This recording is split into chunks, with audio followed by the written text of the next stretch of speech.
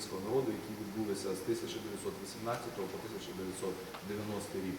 Різні абсолютно злочини. Ця подія – це найкричаща, найвідоміша, найголовніша, але найважливіша подія. It's hard enough to tell people about Ukraine and this destruction without trying to tell them what happened in the 20s, what happened in 32, what happened in 38, what happened in 45, what happened in 47. You can't tell them about all of those. You kind of wrap up all the crimes against the people of Ukraine. You focus on this big one. Звичайно, коли ми людям розповідаємо про Україну і про українців, то ми пояснюємо, що були інші трагедії і в 1917 році, і в 20-х роках, звичайно, Голодомор 32-33 року, і в 45-му році, і потім в 46-му, в 39-му році так само, в 37-му, Чорнобильська катастрофа. Але 32-33 рік – це знов-таки найкричуща подія. This fall we will dedicate a Holdomore monument in Washington, D.C. and that will focus on 32-33, but it's to tell the world about all the crimes against Ukrainian people using this as the major example. Восени цього року буде закінчено меморіал Голодомору в місті Вашингтон, столиці Сполучених Штатів.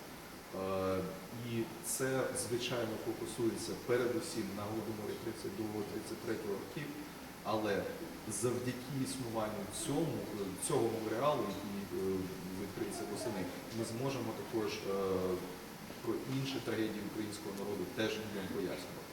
So Ukraine has two memorials now in Washington, one for Taras Shevchenko and one this fall for the Holdomor, both of them very important in a city like Washington.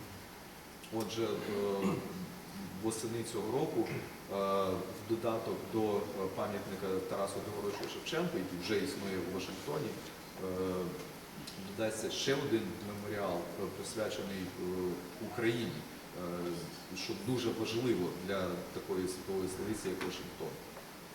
As Yvonne knows, there was a grand program at one time to create the monument, to have a big underground museum here, to have a research center, to have a library, a conference center.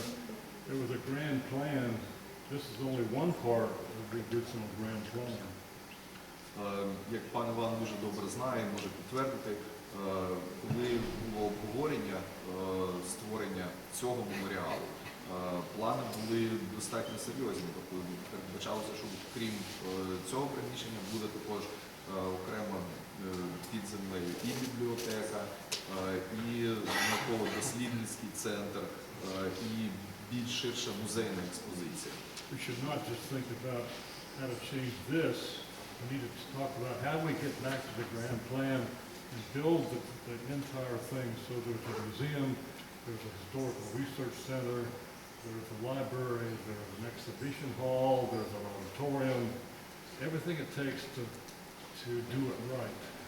Отже, коли ми зараз думаємо про те, що ми можемо зробити з цим музеєм, давайте думати не тільки про саме це приміщення, давайте думати, знов-таки, повернемось до цього плану, який існував раніше, і подивимось, чи ми можемо зробити зараз і бібліотеку, ширший музей, всі ці речі, які існували в тому попередньому плані. To me, it was a great tragedy that the grand plan stopped just with this structure. Для мене взагалі певною мірою це є трагедія, те, що цей план, виконання цього плану зупинилося тільки на цьому музеї, що не пішло далі, ніж це. Next point, the government of Ukraine will never have enough money to keep this going the way we want it to. They'll never have enough money to create the grand plan. They won't have enough money, they won't give it enough priority. I think we need to create a public-private partnership and bring in the private sector as a partner with this museum so that we can do what is right in terms of the people who died and to tell the people about the crimes of government. Третє, що я хотів би підкреслити, на мою думку, українського уряду не тільки цього, а й загалом.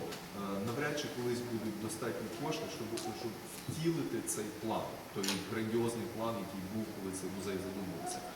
Тому, на мою думку, потрібно залучити приватний сектор до цього, створити таке публічно-приватне партнерство або державно-приватне партнерство, як в Україні це називають. І залучити приватний сектор для того, щоб виконати цей план. Інакше, якщо ми сподіваємося на уряд, то це не буде зроблено. І про ці злочини, про інші злочини урядів проти українців не буде показано, не буде розказано. Without the private sector, we'll be sitting here 10 and 15 years from now talking about how to redesign this room. To me, that's not appropriate or adequate. We need to build the entire complex. We've got to get the private business and private individual sector involved here, which can be done.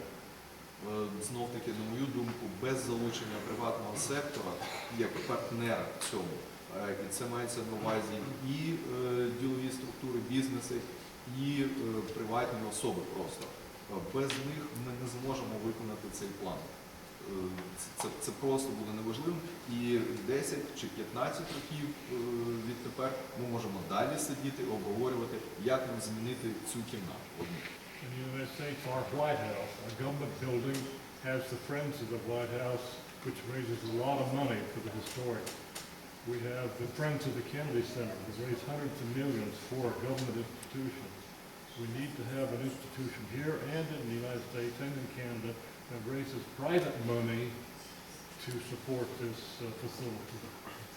Just like they do in most places around the world. Public facilities are supported with private money. Візьмемо всім відомий Білий дім у Вашингтоні. Там проводяться історичні екскурсії. Вони відбуваються за підтримки неурядової організації, яка існує на приватній пожертві. Вони підтримують ці екскурсії. Так само Кеннеді Центр, величезний концертний і мистецький центр, так само існує за рахунок пожертв.